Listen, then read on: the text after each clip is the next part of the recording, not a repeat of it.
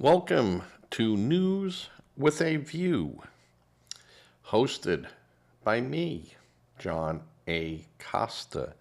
Today is January 26th, 2026. This is episode 16.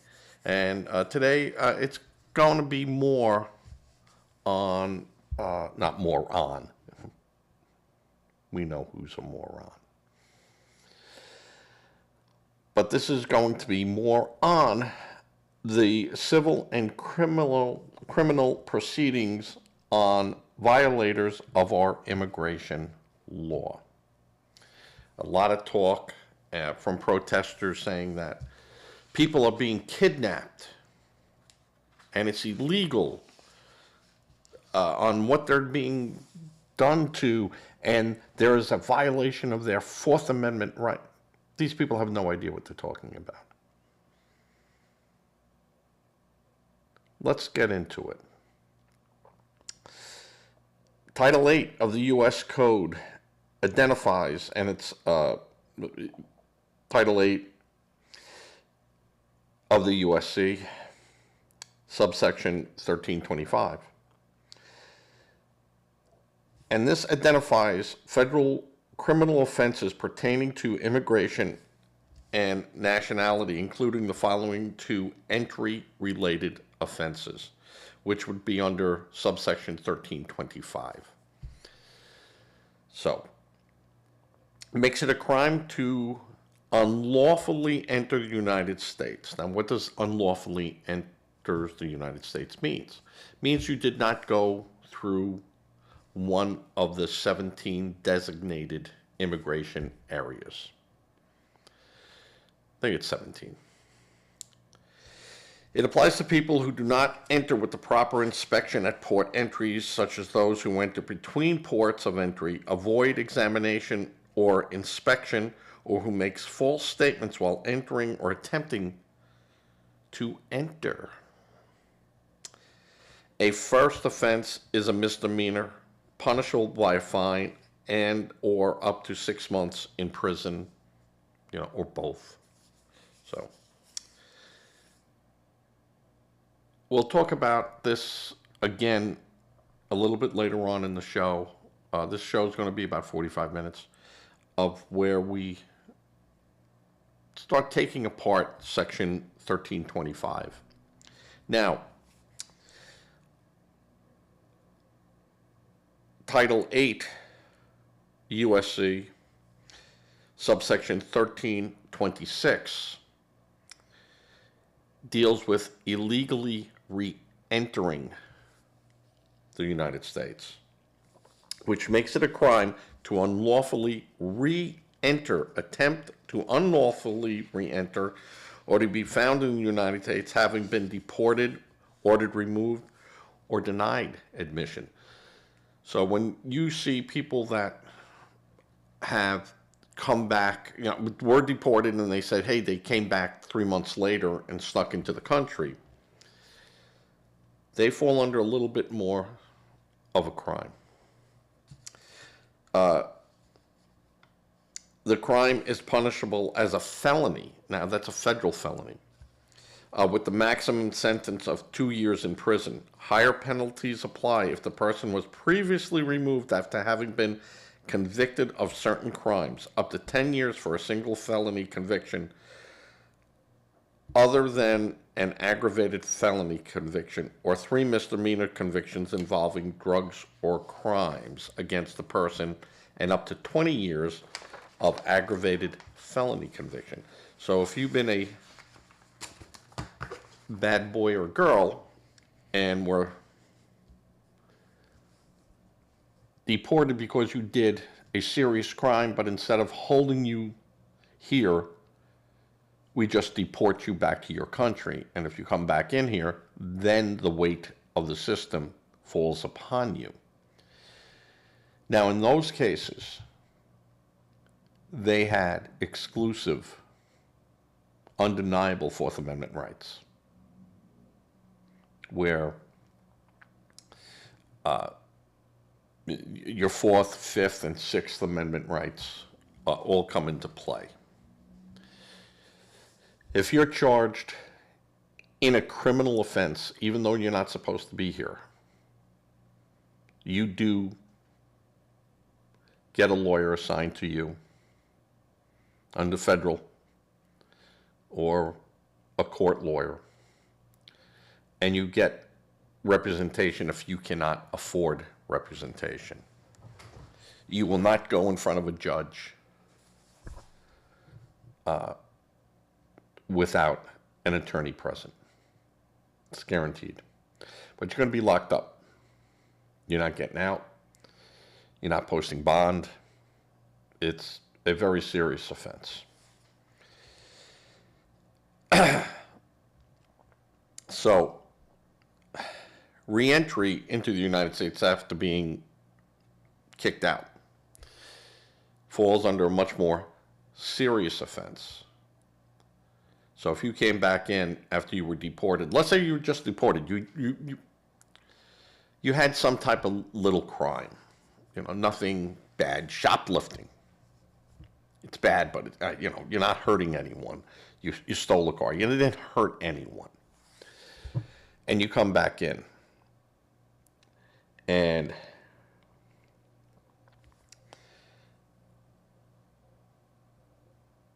you get caught. Now, normally that would require us to provide you with a lawyer. But what happens in a lot of these cases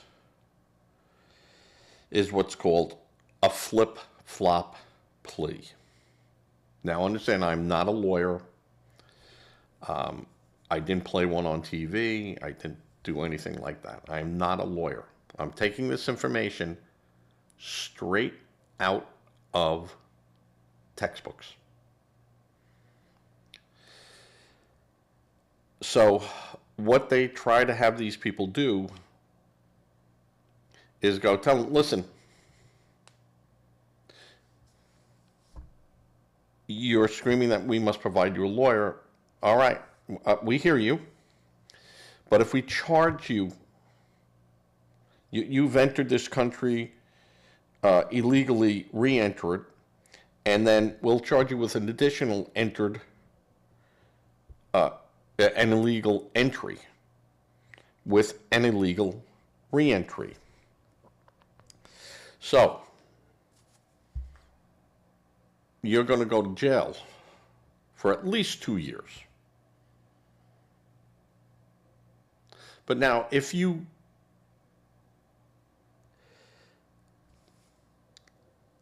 plead guilty to the lesser charge of just illegal entry,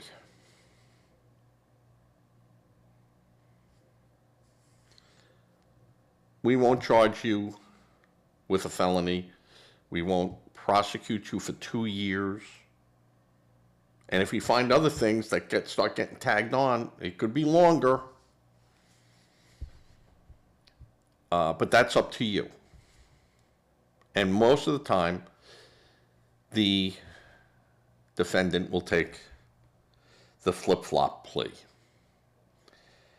Now, this poses a serious concern that these people start giving up their rights, and they give them up voluntarily, and you can give up all your rights voluntarily. And what ends up happening is it's just to expedite this guy back out of the country, or person back out of the country, without having to have legal representation costing taxpayers money. And also, once this guy pleads to the lesser, he's going to sign away his other rights. He might be told, but he does not understand what that all means. And they'll tell him that, hey, listen, if you don't agree to all this. And you don't have to agree to all this.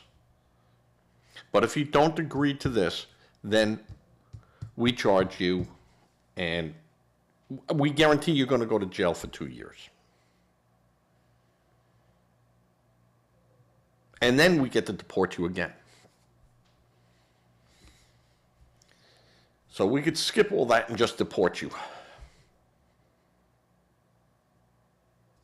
They sign a paper, done. I realize I sign, boom, boom, boom, initial, and that's it.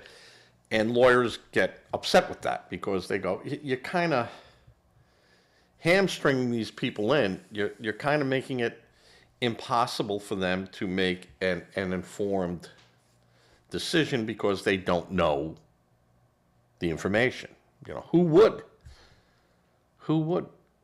98% of the citizens of the United States would not know that. Now, the police all know this, and prosecutors all know this. And in these cases, this happens so quickly that in many cases, charged migrants accept the plea agreement, plead guilty, and are sentenced in a matter of hours. And once you agree to it, that's kind of it. You've agreed to it. The idea of people saying it's not a violation, it's a civil. No. If you've come into this country illegally and not gone through the immigration process, I'm not talking about TPS, temporary protection status, and parolee status, because even in those cases, they had to present themselves to someone to get on that list. We're talking about people that are on loan list. They're staying real low in the shadows, and we don't know who they are. Those are the people that will get jammed up under this. And they are criminals. They're misdemeanor criminals under the federal law, which is the lowest of low. I mean, it's a very low bar to get to. And that's why most of the time the fine is $50 or $200 and 6 months in jail. It's not a very high penalty, but you do get deported. And you don't get the right of having an attorney present with you if you can't afford one.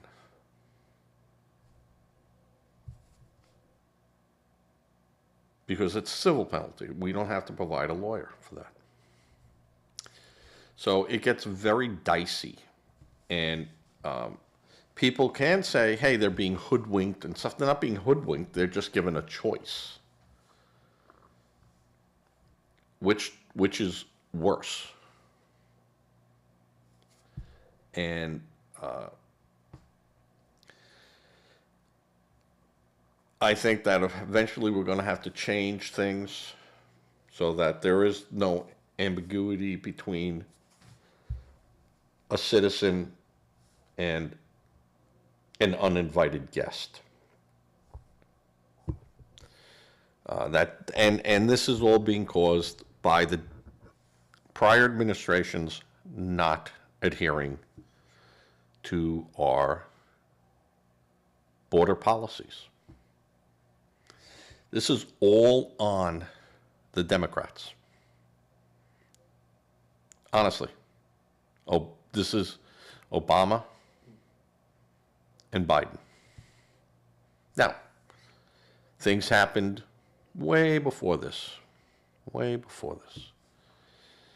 But we can't go back to the beginning, but we can go back 20 years and look at what was done.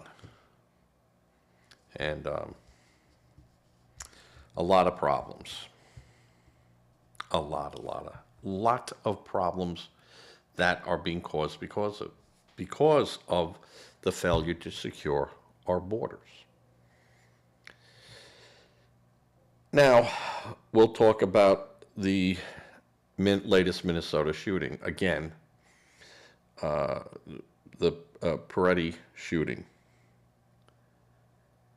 The left media, CNN, MS Now, MSN, BuzzFeed, lots of other ones, are all saying the video shows an unarmed person on the ground, alluding to the Border Patrol agent and other agents, that there was no reason to use deadly force. Now, you see the video, it all happens very quickly. They show the guy coming up with the camera, they show the guy getting into a confrontation with the agent, and a scuffle begins. A scuffle begins. Because this person injected himself into a policing activity. You can't do that. So let us not forget what these left outlets are not showing. Peretti openly defying the agent's commands to stand back and not interfere with their actions. And he's, screaming, I have a right to video. Yeah, you do. But not with us. Go stand on the sidewalk. And their failure to obey the agents or border agents and ICE agents' demand to step back, to get out of it. And a scuffle starts, and Peretti is pushed to the ground and is disarmed of his legally carried weapon. Now, the question I asked, did Peretti announce he was carrying a weapon when he was down on the ground? How did they find it? Did they see the gun? Now, he was not flashed. I did not see any video of him flashing the gun. I didn't hear any video of him saying, I have a gun, or I'm declaring, hey guys, here's my hands up in the air. I don't have a gun. I have a gun. Now at this point, how do you want me to proceed? But he injected himself into a situation. He is allowed to carry a weapon. But while he's on the ground, after the one agent took the weapon from him, which at that point the police can do, he's now taking the gun away from the scene.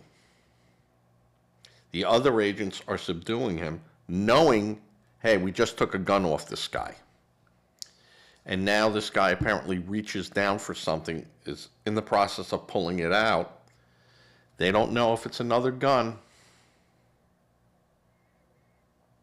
And the police, well, I don't call them police, I call them federal agents, unload on the guy. And they're like, why did they have to shoot him so many times? Because I don't know if his bullet hit him. And the guy next to me doesn't know if his bullet hit him or my bullet hit him. So he shoots. And this is what happens. This is what happens. Yes, he was lawfully allowed to carry that weapon. No questions about that. No argument about that. But I have to think of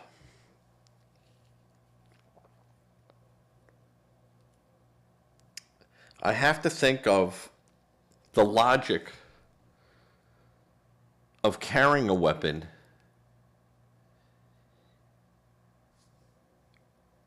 to a protest that you know you are going to interject or inject yourself into interfering with a police agent.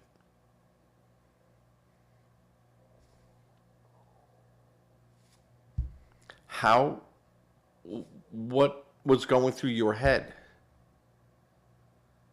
And they go, well, he didn't know he was going to inject himself in there. He got caught up in the moment. Well, okay, he's armed, which he's allowed to be. But wouldn't in your head you'd go, I got a gun. They got guns. Yeah, this could turn out very bad for everyone. Now, I could stand over here and take pictures and go, you pigs, you fascists, you're this, and that's fine. You could do all that. But when you step over that line and interfere with federal agents, and you are carrying a weapon, yeah, I'm going to tell you some bad things can happen. Now, we don't know the full extent. We see snippets. You're getting testimony from the people around there. Yeah, they shot him. They shot him on purpose. I heard them. So it's going to be very confrontational statements. Now, when the dust settles and people start investigating and they tell them, okay, listen, I know what you said there, and in the heat of the moment, and we're going to ask you the questions again. We're going to give you a chance to think about your answer. Because if you don't know, now is the time to say, I don't know. But when you commit yourself to say something that you do know, and it might not be what really happened, there could be, people can try to charge you making a false statement. Now, that's not intimidation. That's telling people who have no idea of the process what the problem could be later on. It's not intimidation. You might then feel intimidated, but that's just them saying, hey, just know. So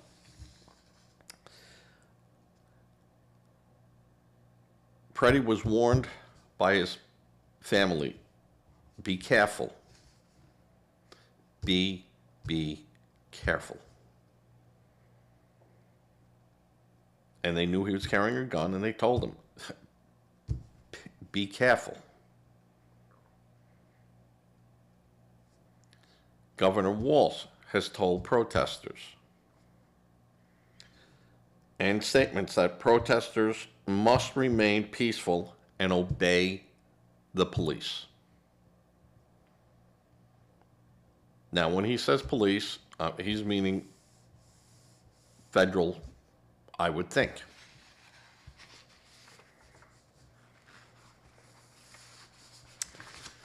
So now Governor Walz is demanding that ICE agents leave his state or limit the numbers and their scope of enforcement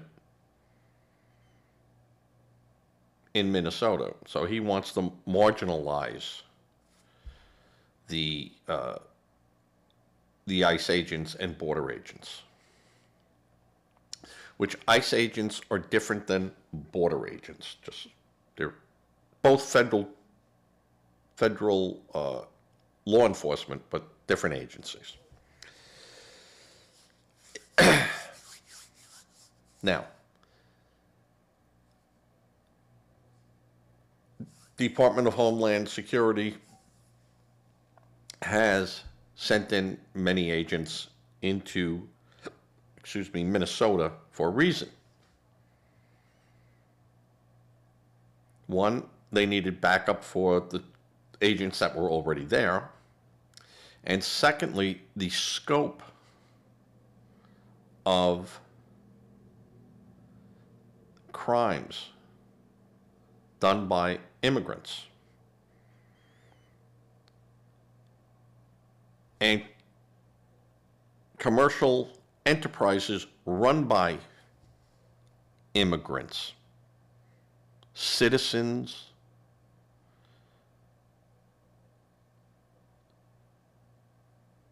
is so high that it needs to be investigated before people can get out of town.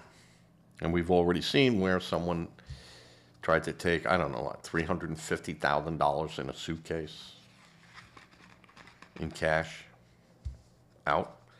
So there are people running. Where Walz is complaining about the federal agents there,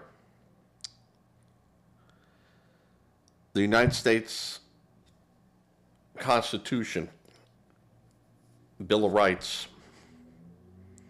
there's a clause, I'll say Article 5, Clause 2, the Supremacy Clause states that state judges and courts must follow and conform to federal law under the 10th Amendment. Now, the courts, judges, must abide by that. The states do not have to use their resources in carrying out federal law. They can if they elect to, which is fine. But at any time they could say, nope, no more, we're stopping it. Or we're just not going to do that. And when I say carrying out federal law, I'm saying that to criminally enforce, the police can't be used to enforce federal law. That's why you have IRS agents and such that are different.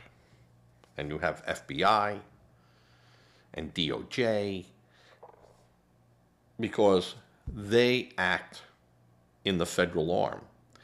The state courts and judges must abide by that. They're bound to it. So when you have Governor Walz who wants ICE barred, can't do it. Can't do it.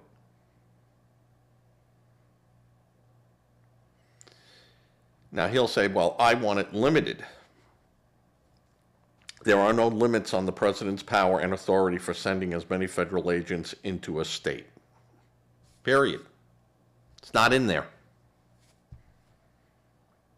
It's not in the big book.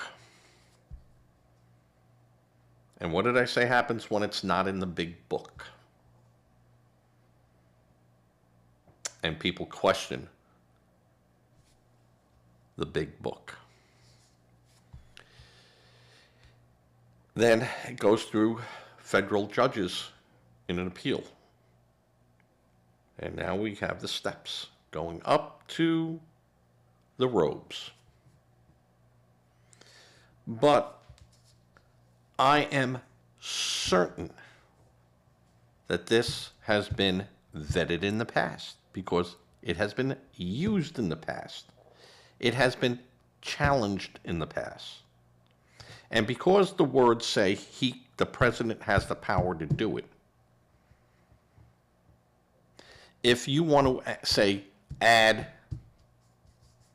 10%, 20%, 30%, that's all you could do, then you must amend the Supremacy Clause and put that in there.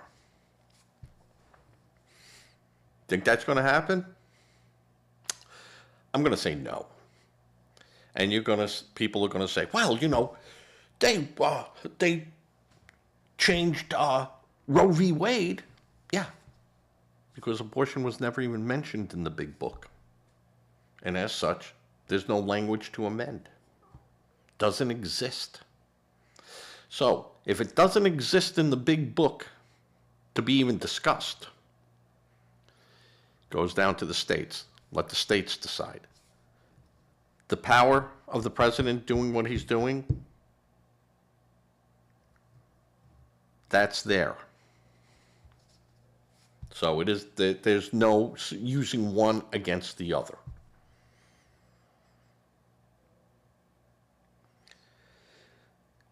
You might get a chance where a lawyer will ask, well, give me your reasoning for sending in 2,000 ICE agents into a state that has a population of X.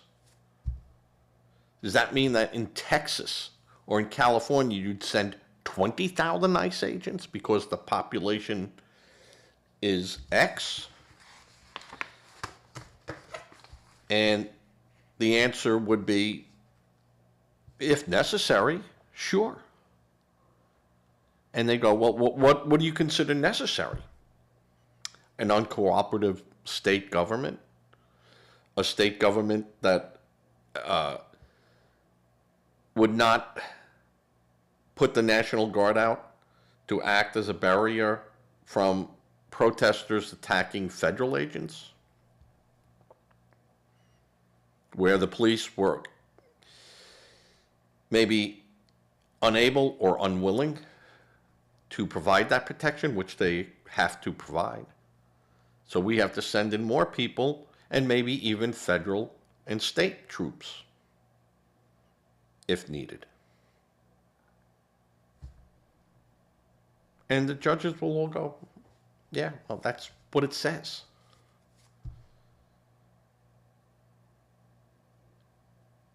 And that's how simple this stuff is. It is how simple this really is. And when I say, local police, that's state police, that's the state, all the way down through the municipalities. The local police and state police are not required to act in the duty of federal agents, but must provide protection to those agents in carrying out their legal mission. Local and state police must arrest those citizens that interfere with federal agents who are carrying out their legal duties. Yeah. That they must do. If the state will not protect federal employees and federal property, cars, buildings, people, unable or unwilling, the president can order state or federal troops to restore order. Now, boy, that got up to page 4 already. Yep. Going along here pretty good. Former President Obama stated the other day that the violence in Minnesota is mainly the shooting of violent protesters should be a wake-up call. And it was not a wake-up call to protesters stop being violent.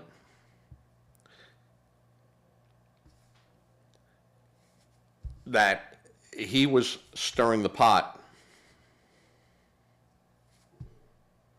And you had former President Bill Clinton get on there saying, this is a direct threat to our democracy. And again, we don't have a democracy, Bill. We have a republic. Okay, just set that straight. If you wanted to call it a direct threat to our republic, okay, you can make that statement. But we don't have a democracy.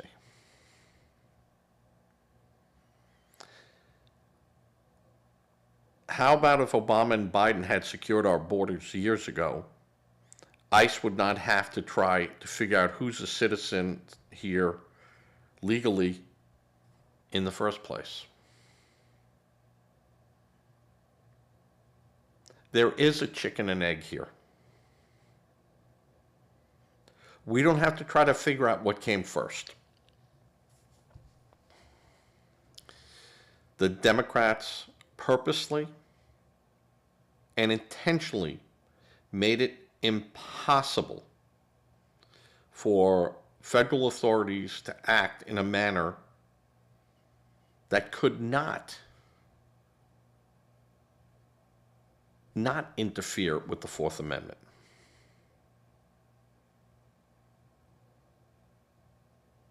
They made it so you have to stop people, and they go, that's an unreasonable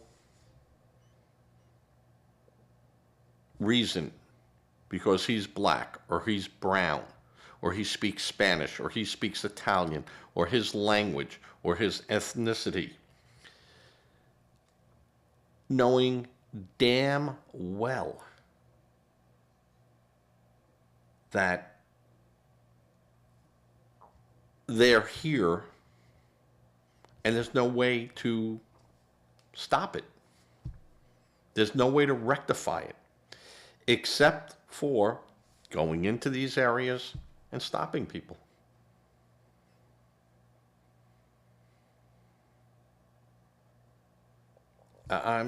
They made it impossible. They took an illegal action and are now trying to make that action legal because they're saying ICE agents are acting illegally.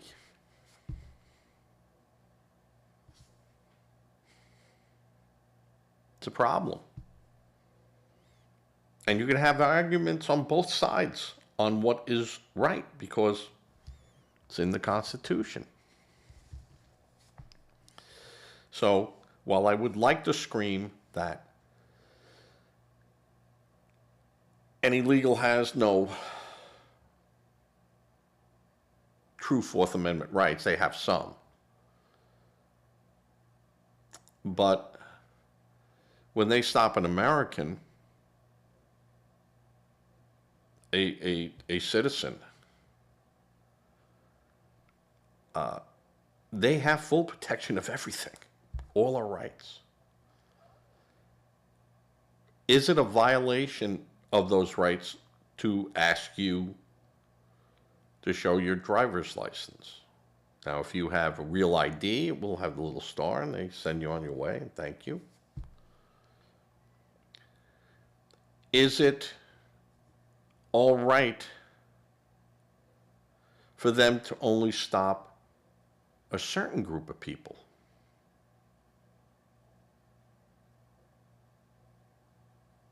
And go, well, people with blue eyes and blonde hair, yeah. Have a good day. Is that right?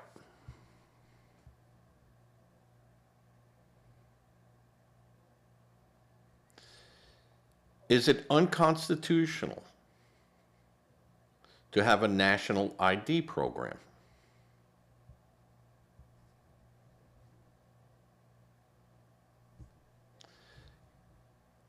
Can the federal government require people to have a federal ID?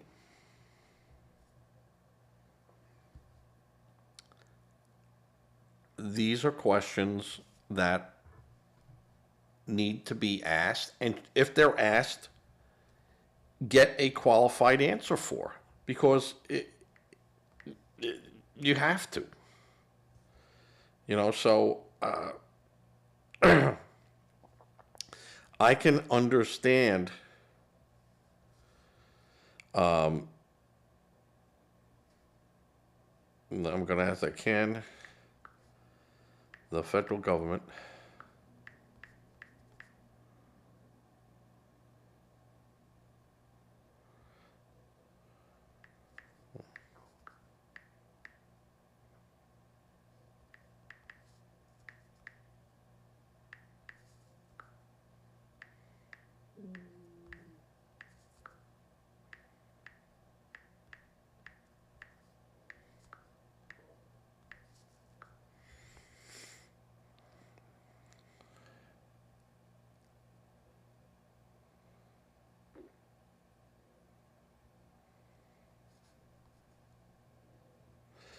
all right. Starting May 7th of 2025, the government requires a real ID compliant license or other acceptable form of ID like a passport for domestic air travel, entering secure federal buildings, and visiting military bases. While not a mandatory national ID card, it effectively functions as one for essentially essential activities. Okay.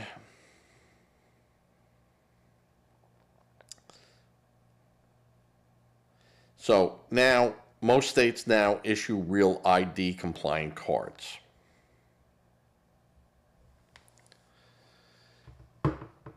So, you are stopped and you show your real ID and they let you go? Or do they process your name to see if you're on any type of list? Outstanding warrants?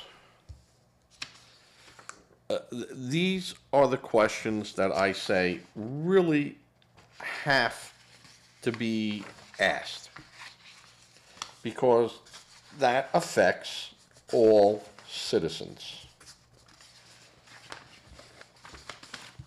And like I said, I'm a constitutionalist. I'm a federalist. I wouldn't like to be stopped 12 times in a week to be asked my ID.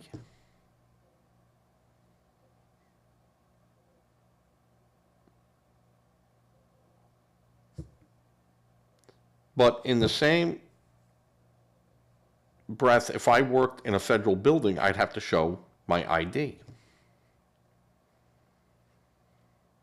If I'm getting on an airplane, I have to show my ID. If I'm traveling, I must show my ID.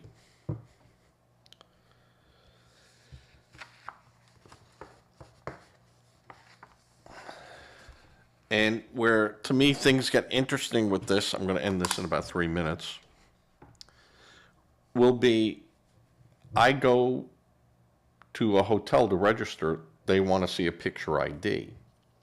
But let's say they go, well, this isn't a real ID because it's not.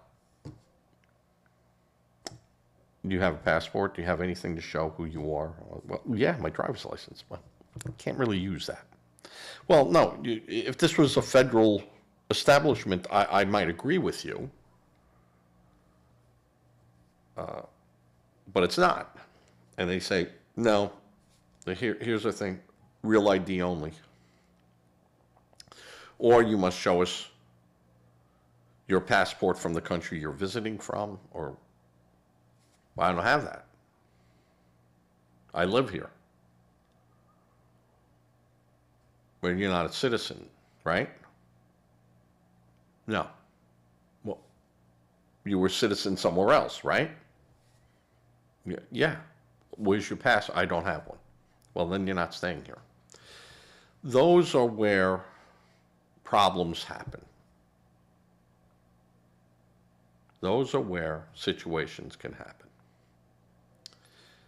So, a government issued ID that says, we know who you are, we have it,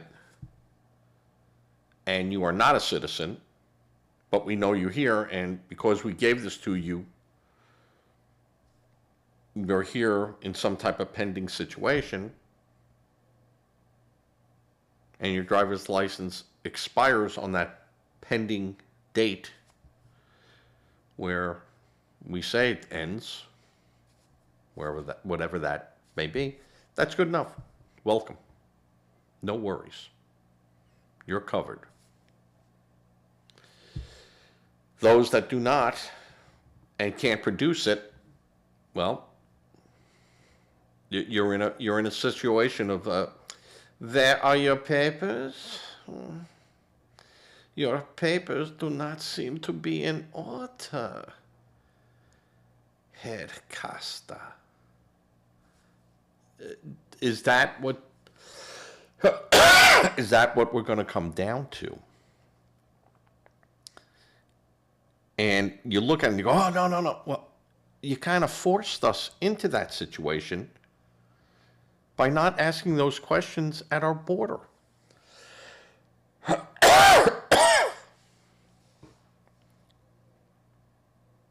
So everything you're screaming about, no, no, we don't want to live in a state like that, you created.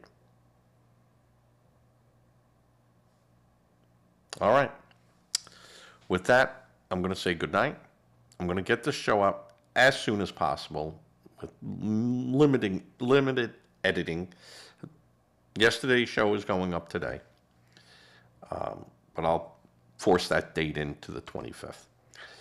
Everyone be safe, be well, give to a charity if you can. If you don't feel like giving to a charity, please think about giving to a food bank.